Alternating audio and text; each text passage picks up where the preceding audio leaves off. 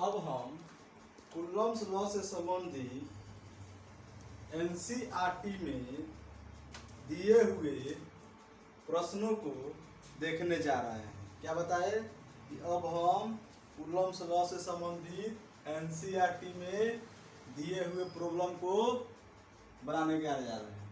देखिए, ऐसे दिया हुआ एनसीईआरटी में एक नंबर प्रॉब्लम जो 1.1 ही दिया हुआ है। 1.1 प्रॉब्लम दिया जा रहा है।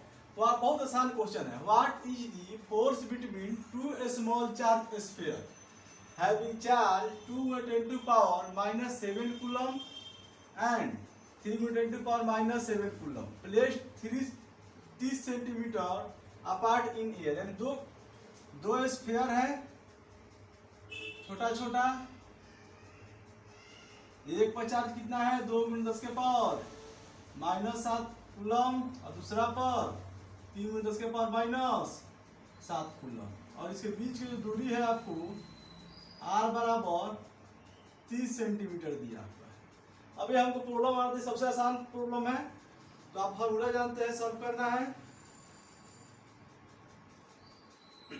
तो आप जानते हैं कि Q1 आपको दिया गया कितना 2 × 10⁻⁻7 कूलम और Q2 दिया गया है 3 × 10⁻⁻7 कूलम।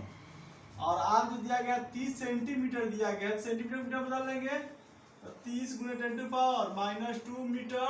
C को -2 होता है 2 मीटर, अर्थात इसको सॉल्व करेंगे 3 × 10⁻⁻1 मीटर हो जाएगा। अब हमको सॉल्व करना है तो एक बराबर क्या होता है जी K Q1 Q2 by R²। तो K का वैल्यू आप जानते हैं 9 × 10⁹। Q1 का वैल्यू 2 × 10⁻⁻7 3 × 10⁻⁻7 बाई इसके बीच की दूरी कितना है जी 3 × 10⁻⁻1 का होल स्क्वायर। अब एक चीज ध्यान देंगे, यहाँ दिया हुआ what is the force between two small charge sphere having charge इतना और इतना placed 30 centimetre apart in air. यहाँ एयर डिस्कशन कर दिया, एयर डिस्कशन ना भी करता, अब किसी मीडियम डिस्कशन नहीं करते, यार ही मान के चलते। अब इसको क्या करेंगे, सॉल्व कर देंगे हम फटाफट। तो इसको सॉल्व करें तो कितना हो जाएगा 3 × 6 = 9 × 6 = 54 गुने 10 के पावर 7 × 14 9 × 5 = 14, तो यानी 5 बाई 3 3 के 9 × 10 के पावर -2। इसको सॉल्व करें 9 × 6 = 54, तो 6 × 10 के पावर -3 न्यूटन। सॉल्व हो गया पहला प्रॉब्लम। इसको आप लोग लिखेंगे। इसके हम दूसरा प्रॉब्लम देखते हैं। इस प्रॉब्लम का फटाफट लिखिए। अब देखिए, हम लोग एनसीईआरटी के प्रॉब्लम नंबर 2 देखने जा रहे हैं 1.2।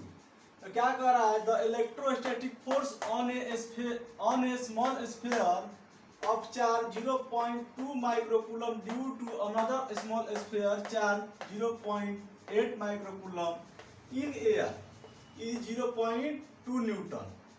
तो व्हाट इज द डिस्टेंस, यानी दो चार्ज दिया गया है तो उसके बीच फोर्स इतना लग रहा है। तो कह रहा है what is the distance between two sphere, दोनों के बीच की दूरी निकाल देना है।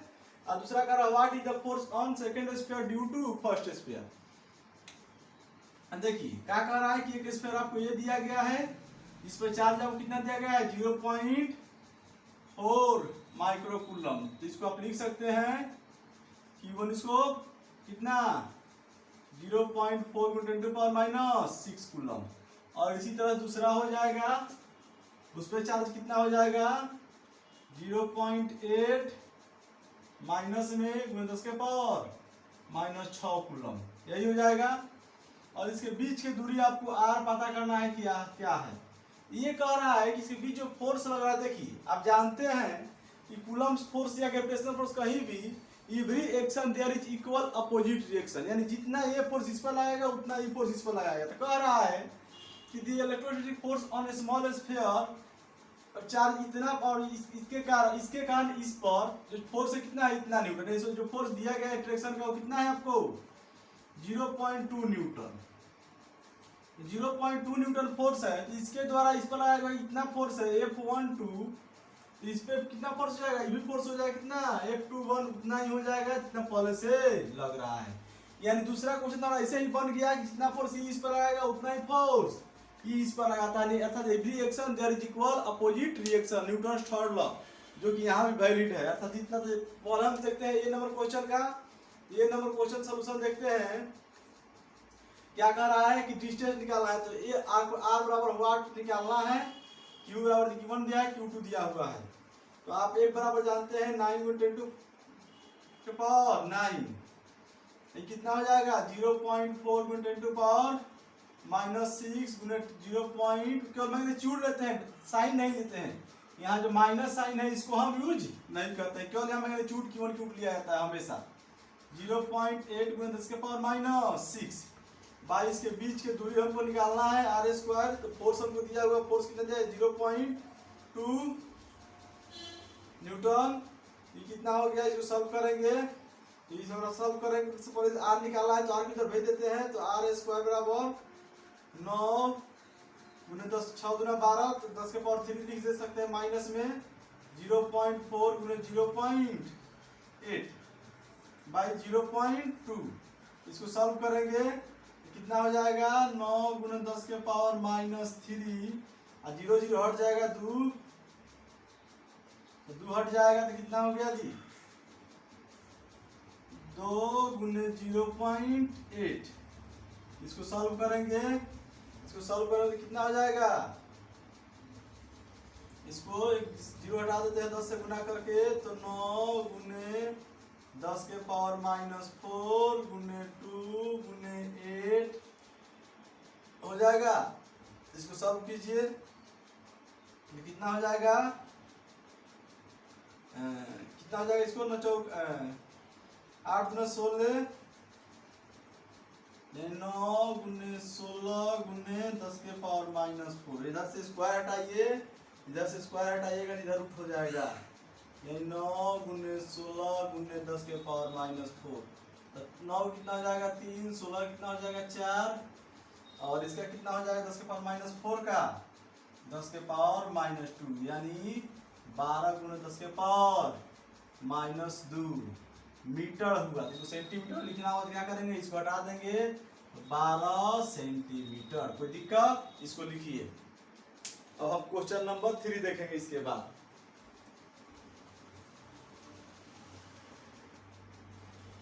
क्वेश्चन नंबर 2 का ही बी नंबर जो क्वेश्चन है, क्या बताया आपको, every action there is equal opposite action, यानी F12 इक्वल टू F21, अर्थात F12 कितना है जी 0.2 न्यूटन, अर्थात ये हमारा आंसर हो जाएगा। कोई दिक्कत, इसको लिखिए।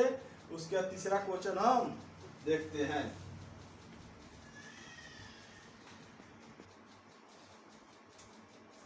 प्रॉब्लम नंबर 2 आप देख चुके हैं, अब प्रॉब्लम नंबर 3 देखते हैं। कहता है, ये थोड़ा सा क्वेश्चन अजीब सा है, देखिए कहता है check that ratio KE² by JME into MP is determined. Look up the table of physical constant and determine the value of this ratio. What does the ratio significant? कह रहा है कि आपको ऊपर टेबल दिया गया, तो जो आपको हम अगला इससे पहले वाले क्लास में जब चार्ज कंसेप्ट पढ़ाया था, इससे 2 वीडियो पहले में वहाँ चार्ज कंसेप्ट बताए थे। तो हम बताए थे इलेक्ट्रॉन का चार्ज, प्रोटॉन का चार्ज, इलेक्ट्रॉन का मास, प्रोटॉन का मास, ये सब चीज़ बताए थे। तो वहाँ सब वैल्यू देख लेंगे, तो हम बताए थे, या याद आपको होगा तो कोई दिक्कत नहीं है।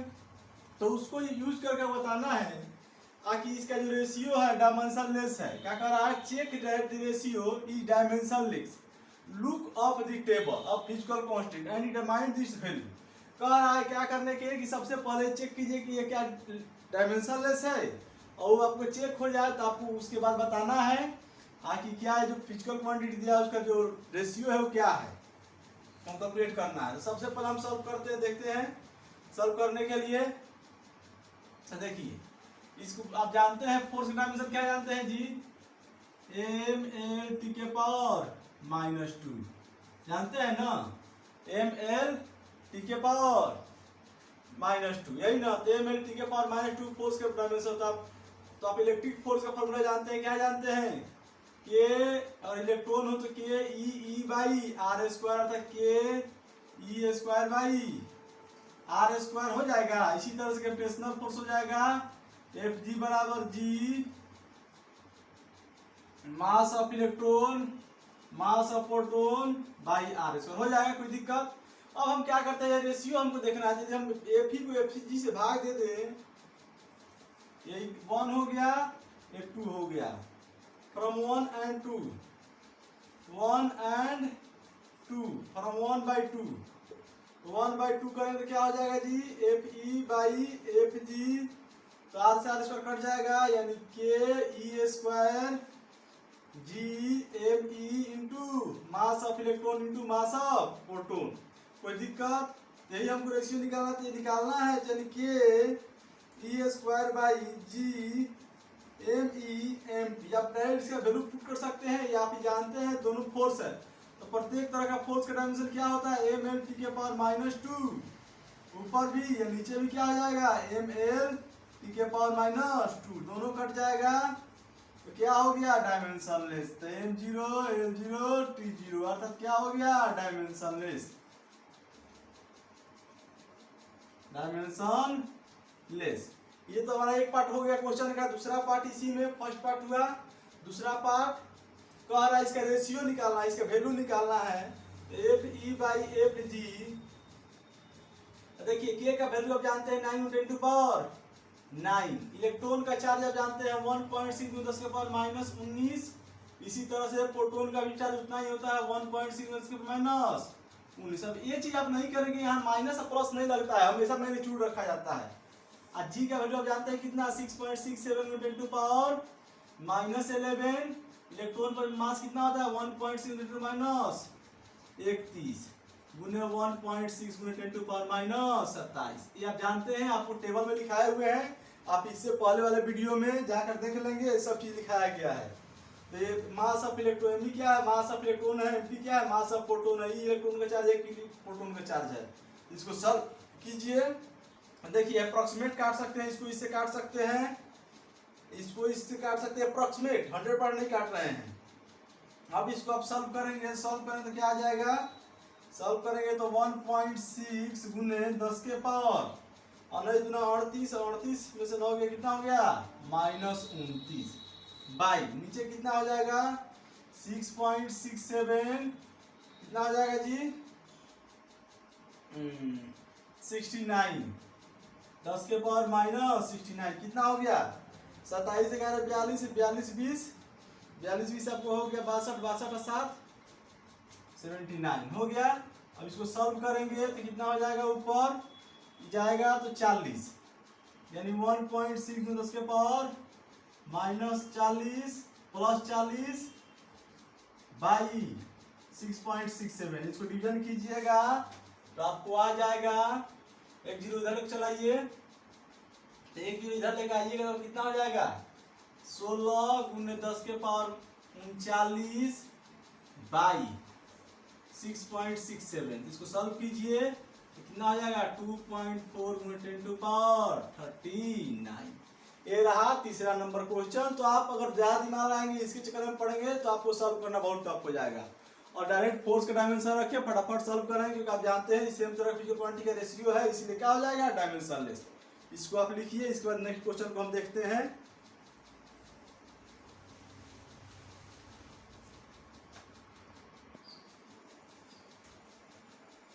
अब आप लोग एनसीईआरटी के 1.4 नंबर प्रॉब्लम देखेंगे। तो एनसीईआरटी के 1.4 नंबर प्रॉब्लम क्या कहता है, एक तरह से थियरी उठाकर लाकर रख दिया गया है।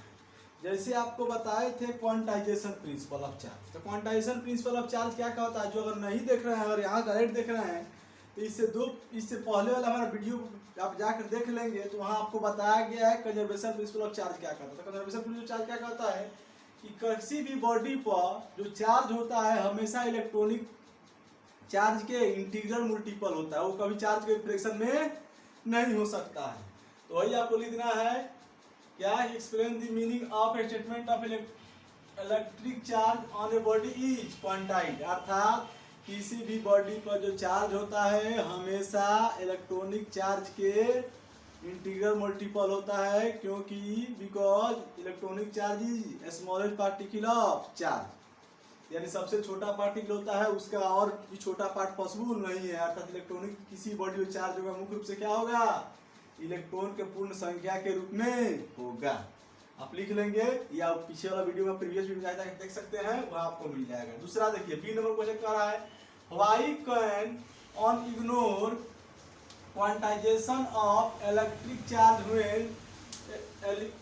व्हेन डीलिंग विद माइक्रोस्कोपी और लार्ज स्केल चार्ज। यानी कह रहा है कि क्यों क्वांटाइजेशन को इग्नोर कर दिया जाता है जब किसी बॉडी पर लार्ज मैग्नीट्यूड का चार्ज आता है। तो आपको बताए थे कि इलेक्ट्रॉन का जो चार्ज होता है बहुत ही छोटा चार्ज होता है। क्या होता है, बहुत ही छोटा चार्ज होता है। अब मान लीजिए क्वांटाइजेशन आपको चेक करना है तो क्या कीजिए, क्यू बाई ई कीजिएगा। तो क्यू बाई ई कीजिए तो बहुत छोटा ही चार्ज लीजिए क्यू बाई ई। तो आप पर इलेक्ट्रॉन का चार्ज समझ लीजिए कि इलेक्ट्रॉन का चार्ज होता है कितना है, इसको और समझिएगा 1.6 10 के पावर -19, तो 19 हो जाएगा। अब इसको सॉल्व कीजिएगा तो 1.6 10 को 19 को 0, इस तरह से 19 को 0 हो जाएगा। इसको डिवीजन कीजिए क्या आ जाएगा 0.0000, 18 को 0 के बाद क्या होगा 16 होगा। अब ये बहुत छोटा हो गया ना, तो इसको क्या 1 से भी कंपेयर कर सकते हैं क्या, नहीं। तो 1 भी इसके लिए क्या हो, बहुत बड़ा मैग्नीट्यूड के चार्ज हुआ। तो इस तरह जब चार्ज की बात होता है तो वहाँ क्या होता है, जब बड़ा मैग्नीट्यूड का चार्ज होता है वहाँ क्वांटाइजेशन प्रिंसिपल को इग्नोर कर जाता है, क्योंकि चार्ज का मैग्नीट्यूड बहुत ही छोटा होता है। इसको आप लिख लेंगे या इसे प्रीवियस वीडियो में बताया गया है दोनों के बारे में। फिर तीसरा क्वेश्चन, पांचवा क्वेश्चन आपको देखते हैं, इसको आप लिख लेंगे आसानी से। पांचवा क्वेश्चन क्या कहता है, ये बहुत आसान क्वेश्चन है, इस क्वेश्चन को पहले बताया जा चुका है। When a glass rod is rubbed with a silk cloth, a charge appears on both.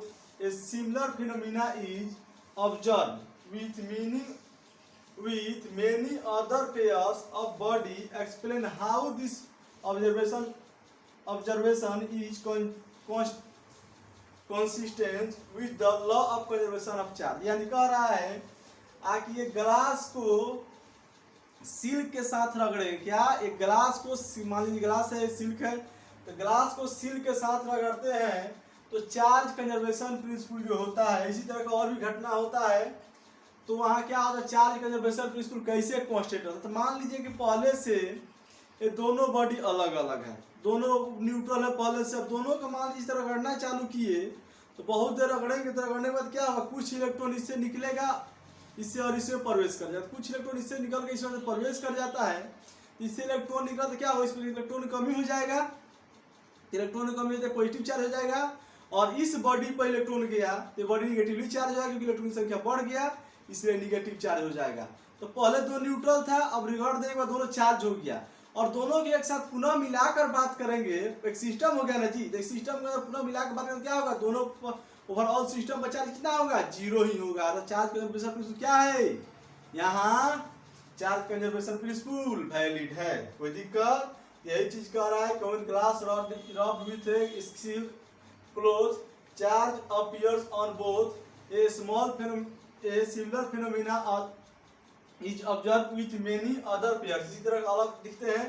तो एक्सप्लेन हाउ दिस ऑब्जर्वेशन, तो क्या कहते हैं कि यहाँ एक बॉडी से इलेक्ट्रॉन निकलता है दूसरे पर जाता है, तो पहला जितना पॉजिटिव चार्ज उतना दूसरा नेगेटिव चार्ज, दोनों को मिलाते हैं तो फिर वो क्या होता है, उस पर चार्ज 0 ही होता है। इस तरह से चार्ज कंजर्वेशन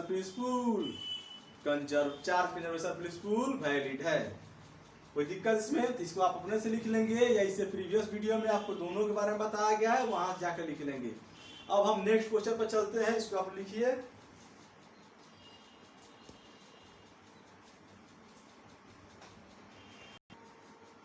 अब एनसीईआरटी के 5 नंबर हम क्वेश्चन देख लिए। अब हम 1.6 नंबर क्वेश्चन देख रहे हैं। तो 1.6 नंबर क्वेश्चन क्या कह रहा है, 4 पॉइंट चार्ज QA बराबर 2 माइक्रोकूलम, QB बराबर -5 माइक्रोकूलम, QC बराबर 2 माइक्रोकूलम and QD बराबर -5 microcoulomb are located at 4 corner of the square. यानी एक स्क्वायर के A, B, C और D कॉर्नर पर ये जो चार्ज दिया गया है क्रमशः रखा गया है। तो कह रहा है located 4 corner A, B, C, D। अब साइड 10 सेंटीमीटर, जो स्क्वायर का साइड कितना है 10 सेंटीमीटर का है। तो कह रहा है what is the force of 1 microcoulomb placed at the centre of square. यानी एक कोई स्क्वायर है, इसके क्यू ए हो गया, इस पर कितना चार्ज रखा गया है 2 माइक्रोकूलम, इस पर रखा है Q B -5 microcoulomb, Q C 2 microcoulomb और क्यू डी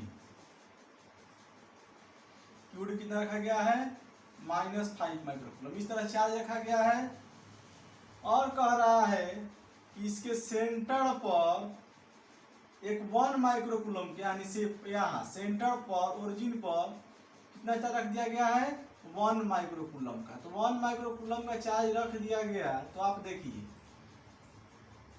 तो कैसे क्वेश्चन बनेगा। तो देखिए ये जो चार्ज है तो इसके कारण से फोर्स देखेंगे, इसके कारण से फोर्स किधर लगेगा, ये भी पॉजिटिव चार्ज, ये भी पॉजिटिव चार्ज। पॉजिटिव क्या करता है, इसको रिपेल करता है। यानी इस चार्ज में फोर्स देखना है ना, कोई इस चार्ज पे फोर्स देखना है, इसके कारण से फोर्स किधर लगेगा, इधर लगेगा। कोई दिक्कत, यानी एफ ए। उसी तरह से इसके कारण यदि फोर्स देखते हैं, इसके कारण फोर्स इधर लगेगा क्योंकि ये पॉजिटिव ही पॉजिटिव, इसके कारण फोर्स इस पर इधर लगेगा। और जितना मैंने चूट का चार्ज यहाँ है उतना ही यहाँ है और यहाँ सेम है चार्ज। तो सेम मैग्नीट्यूड का चार्ज है।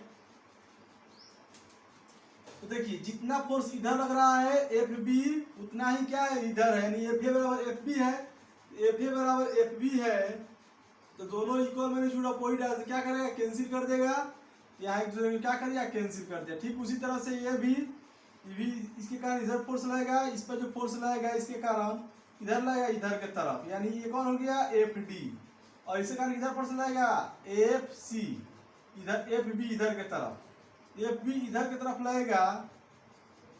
ये इसके कारण इधर लगा, इसके कारण इधर लगा। अब दोनों इक्वल मैग्नीट्यूड अपोजिट है, क्या करेगा कैंसिल कर देगा। यानी यहाँ नेट फोर्स क्या हो गया एफ नेट 0 हो गया। अर्थात नोट में लिख लेंगे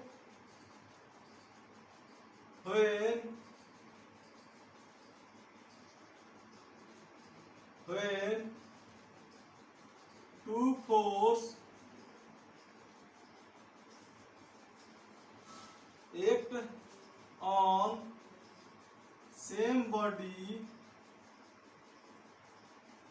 equal in magnitude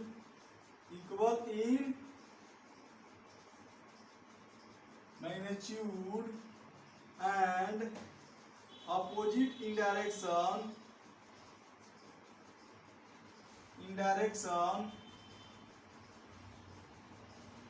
then cancel to each other। यानी जहां भी दो फोर्स एक ही बॉडी पर लगेगा इक्वल मैग्नीट्यूड होगा और अपोजिट डायरेक्शन में क्या करेगा कैंसिल कर देगा। अर्थात नेट फोर्स कितना हो जाएगा 0 हो जाएगा।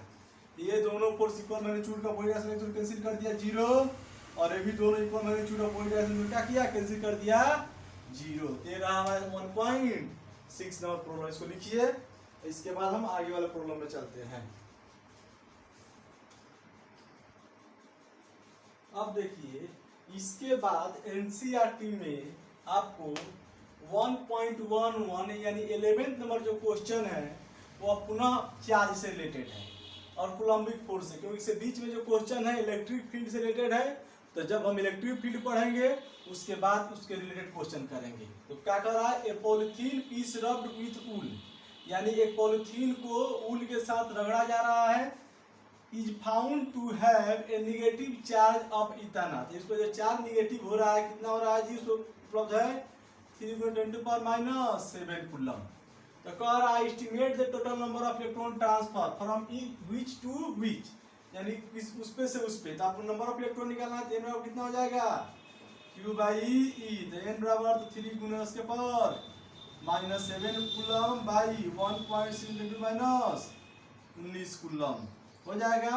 इसको सॉल्व करेंगे तो ऊपर जाएगा 3 -7 + 19 बाई 1.6। तो इसको सॉल्व कीजिए, 3/1.6 गुने कितना हो जाएगा 10 के पावर 12। तो इसको सॉल्व कीजिएगा, 16 30/16 गुने 10 के पावर 12। तो इसको सॉल्व कीजिए तो कितना हो जाएगा, 16 कम 16 14 0 14 0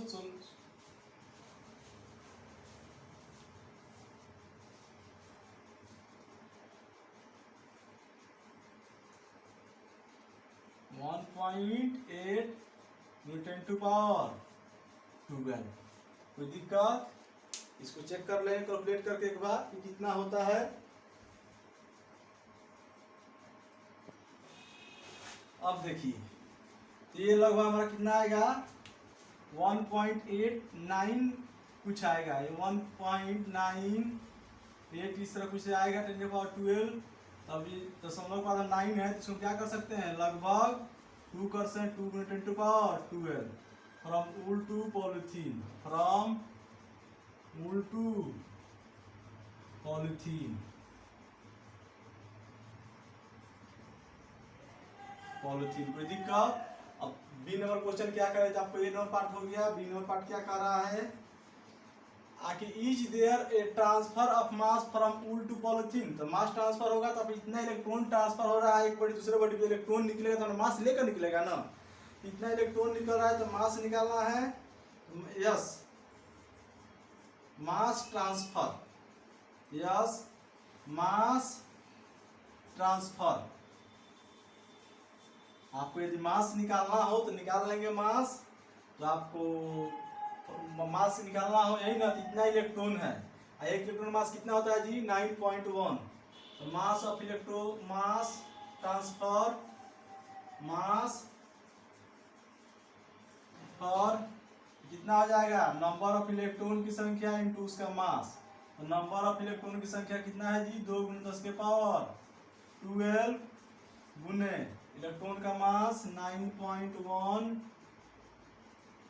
न्यूटन टू पावर माइनस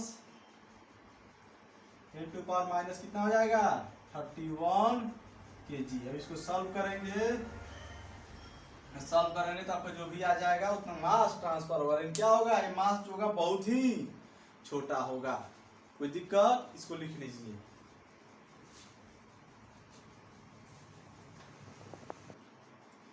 अब देखिए एनसीईआरटी के 1.12 नंबर क्वेश्चन जो देख रहे हैं उसका 2 क्वेश्चन इसमें दिया गया है कि 2 insulated charge copper sphere A and B have their centre separated by a distance 50 centimetre.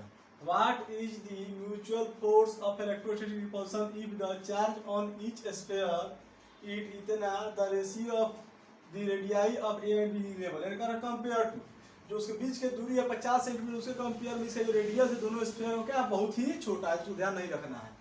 तो कह रहा है कि फोर्स निकालना है, तो मान लीजिए कि ये हो गया Q1 और ये हो गया Q2, दोनों के बीच के दूरी ए है, आर है, तो आपको फोर्स निकालना है ये नंबर में। तो फोर्स कर निकालेंगे तो फोर्स क्या हो जाएगा, K Q1 Q2 by R square.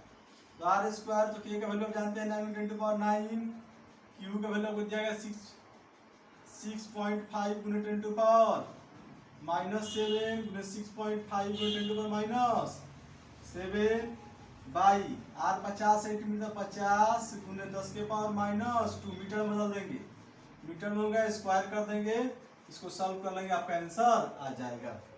इसी तरह से बी नंबर कह रहा है, तो कह रहा है कि इसके बीच के क्या कर रहा है, what is the force of repulsion if each sphere is charge double the above amount and the distance between them is half।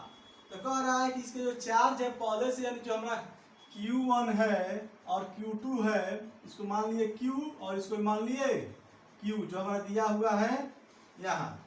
तो Q1 और जो Q2 है उसको क्या किया गया, 2Q के बराबर कर दिया गया। जो Q1 Q2 हमारा क्या हो डबल कर दिया गया, डबल चार्ज हो गया, Q1 इतना Q2 इतना, और उसके बीच की दूरी है R है डिस्टेंस, वो कितना करेंगे हाफ कर देंगे R/2। तब फोर्स हमको निकालना है, तो फोर्स क्या हो जाएगा कि Q1 Q2 by R square हो जाएगा, R स्क्वायर हो जाएगा तो R स्क्वायर हो जाएगा QA QB इस तरह से कर देंगे तो कितना हो जाएगा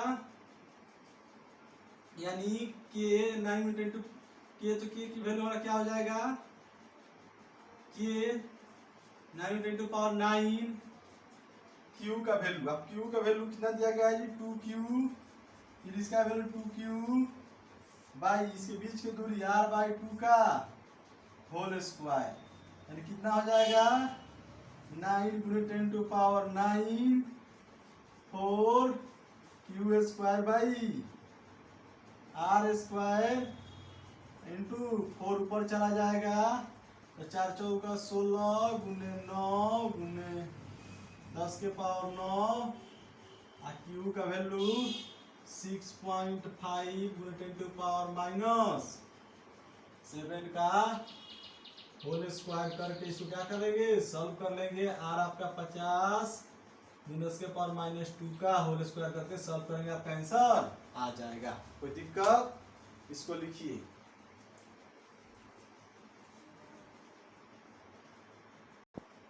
ये सारे प्रॉब्लम कूलम्ब्स लॉ से रिलेटेड रहा। यदि आपको इसमें कोई भी दिक्कत हो तो आप कमेंट बॉक्स में बता सकते हैं, फिर से आपको बताया जाएगा। और यदि आपको ये वीडियो अच्छा लगा हुआ हो तो अपने दोस्तों को शेयर करें और चैनल को लाइक करें और सब्सक्राइब करें। और इससे आगे क्वेश्चन अगला टॉपिक में देखा जाएगा।